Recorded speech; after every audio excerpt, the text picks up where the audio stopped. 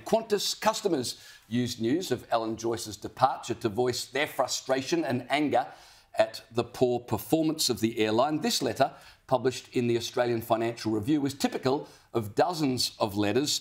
Someone wrote, "I've racked up more than 1,000 flights over the past 15 years with Qantas. Most recently, I booked 6 seats for a family trip from Brisbane to Launceston. Next January, they made the booking in March. Qantas took our money, confirmed the booking, everything's good. Then last month, I was told the original flight I'd booked had been cancelled. How can you cancel a flight you sold tickets for in March and which doesn't depart for another 5 months? It's not weather or staffing. It can only be profit maximisation." And then we had on 3AW a 78-year-old Vietnam veteran complain that he was pushed out of his business class seat so that a Qantas staffer could sit next to his wife. Have a listen.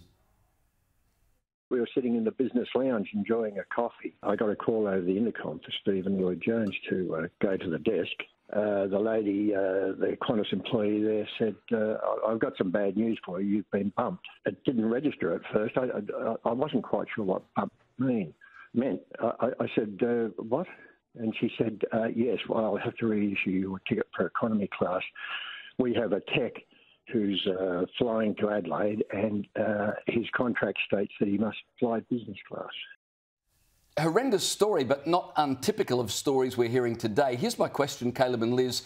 Does Alan Joyce's departure fix things? No. Or is the problem deeper than just one person? Oh, of course it's deeper. I mean, he's done enough damage while he's there. It's going to take a long time for them to get out of this hole, because what Alan Joyce didn't realise, or at least he forgot towards the end of his tenure, was that Qantas survived on goodwill and loyalty. People felt a connection to Qantas because it's the national carrier, it's the flying kangaroo, it's the spirit of Australia. People actually loved Qantas, and so they were loyal to it, and they were willing to pay extra for a flight on Qantas because they thought they would get better service.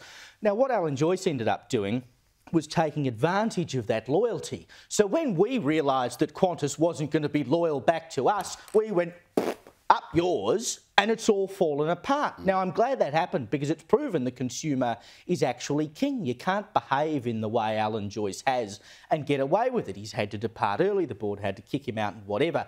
But in order for people to go back to Qantas, they're going to have to do a hell of a lot of grovelling, because I've never seen a bloke trash a company in a month flat and depart so quickly and do such a good job of it. And they're left holding the baby. So there's still the class action that customers have gotten together to bring and be like, well, you still haven't given us our money back. We've got these bogus credits. We just want refunds.